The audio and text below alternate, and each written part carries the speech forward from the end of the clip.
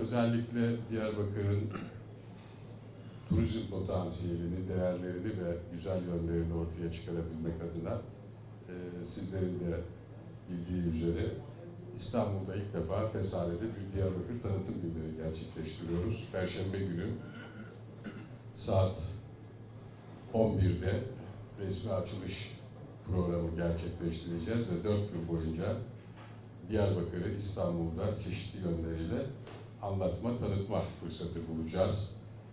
Özellikle bölgenin turizm kapasitesinin daha üst noktalara taşıyanabilmesi, bölgenin daha iyi tanıtılabilmesi amacıyla TÜRSAP Başkanı Sayın Başaran Ulusoy'la görüştüm ve İstanbul'da faaliyette bulunan seyahat ajantalarıyla Cuma günü saat 10'da Lütfü Kırdar Kongre Merkezi'nde Diyarbakır'ı tanıtacağımız bir toplantı gerçekleştireceğiz.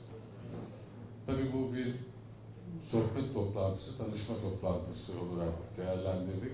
Ben bugün için bu kadarla yetinmek istiyorum.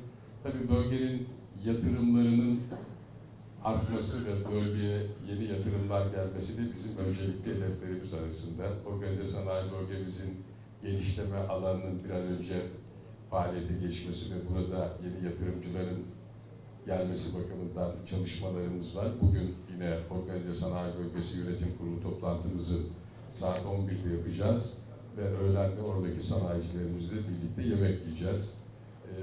Özellikle bölgede hem mevcut yatırımcılarımızın ek yatırımlar yapması hem de yeni yatırımcıların da bölgemize gelmesi bakımından bu çalışmalarımızı bundan sonra da daha farklı bir noktalara taşıma gayreti içerisinde olacağız.